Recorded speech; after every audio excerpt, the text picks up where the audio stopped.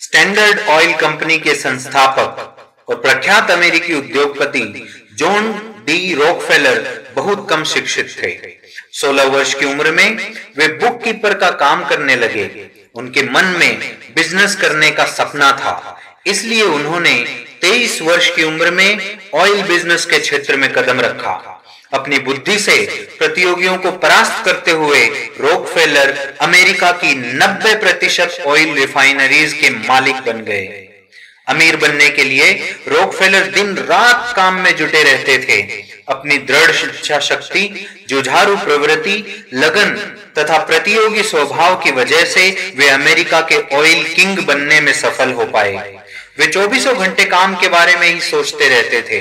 मौज मस्ती या मनोरंजन में वे जरा भी वक्त बर्बाद नहीं करते थे।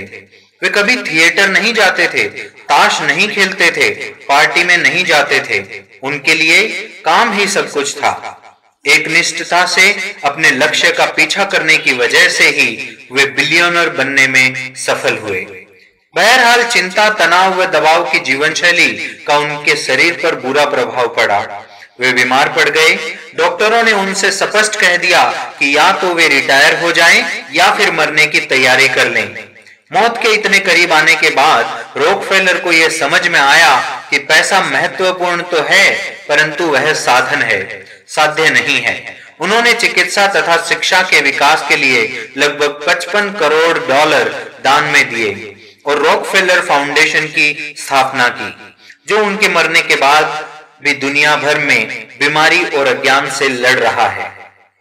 यह दूसरी कहानी है सफलता 101 किताब की, जो श्री डॉक्टर सुधीर दीक्षित जी ने संघर्ष और सफलता की 101 प्रेरक कहानियों के जरिए आप तक पहुंचाई है।